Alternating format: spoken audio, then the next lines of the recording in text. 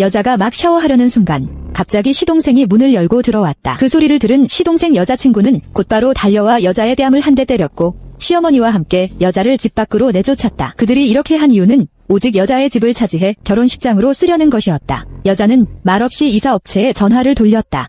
王律师，我发给你的证据看过了吗？看过了，林总。房产证和玉镯的购买发票都在您名下，现在对方在朋友圈公然宣称这些是他们的财产，这已经构成了完美的非法侵占证据。一旦立案，足够对方进去待上好几年。很好，我不仅让他们把吃进去的全部吐出来，还要让他们在所有人面前身败名裂。材料先备好，婚礼结束后我们正式收网。张师傅，我是之前联系过你的林月。明白，林总，您带上你所有的人，密码是0715，把那套房子里的东西一样不留，全部给我打包搬走。没问题，保证干得干干净净。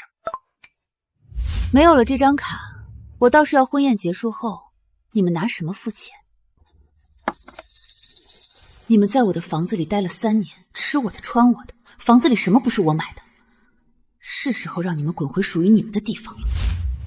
哎呦，二姑，你坐前面这辆车。对，今天咱们凯凯结婚，排场必须大，大家一会儿去了酒店敞开吃，吃完都回咱们的大平行认门儿。玉兰啊，你可真是有福气，小儿子这么有出息。哎呀，车坐满了，真是不好意思啊！谁叫咱们陈家今天亲戚多呢？某些人就自己想办法打车去酒店吧。妈，这不好吧？闭嘴，上车。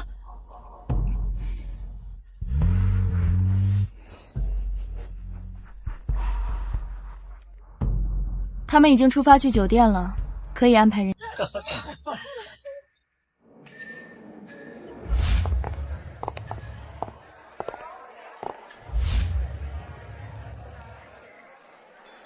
家人们，给大家介绍一下，这就是我那个结婚3年连个窝都买不起，还死皮赖脸蹭着我老公大平层的大嫂。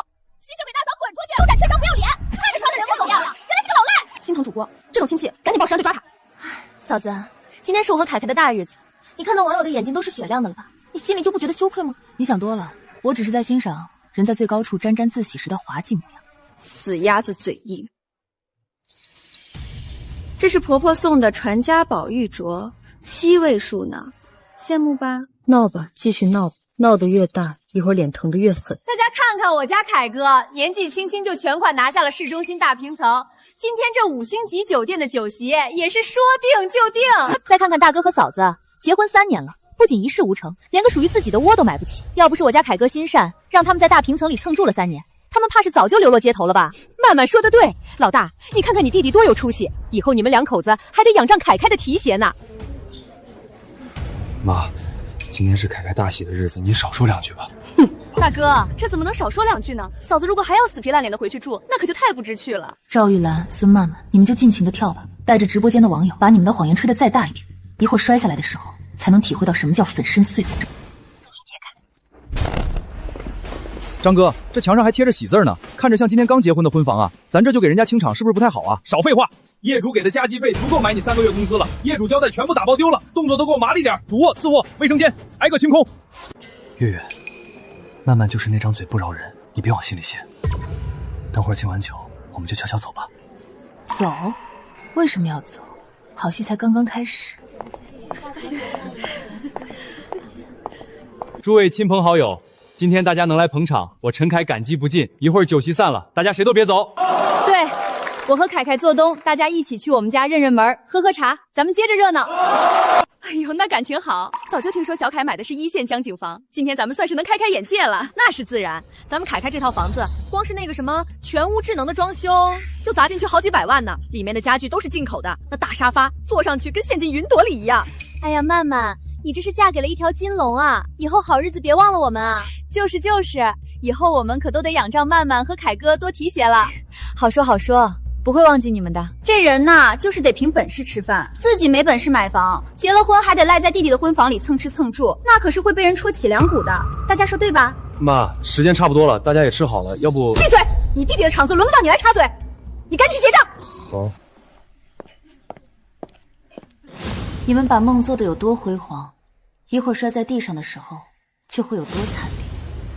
我的新婚礼物已经送到，希望你们会喜欢。不好意思，陈先生，您的卡提示余额不足。怎么可能？这卡里钱多着呢，你再刷一次。陈先生，这张卡已经被冻结停用了，您看是换张卡还是扫码支付？等一下，王哥，借我2万急用行吗？喂，陈先生，还没接到钱吗？经理，您再通融通融，我去找我老婆拿钱。对不起，付钱之前您哪儿也不能。陈凯先生，请等一下，您的婚宴尾款8万6还没有结清，您这是准备去哪儿啊？大哥，你干什么吃的？不是说好你结账吗？月月，你终于来了，快把你的卡拿出来结账。你弟弟结婚，为什么要我给钱？陈先生，麻烦您快一点。刷我的。我的钱啊！杀千刀的林月，陈宇也是个不中用的。等回去后我再跟你们算账。大家准备好了吗？欢迎来到我们的新家。凯哥，怎么回事？你这指纹怎么还打不开自己家的门了？可能是没电了吧，我输密码。滴滴滴，密码错误，请重试。曼曼，怎么还打不开你们家的门？这是怎么回事？你们自己的房子怎么进不去了？就是，这房子不会不是你们的吧？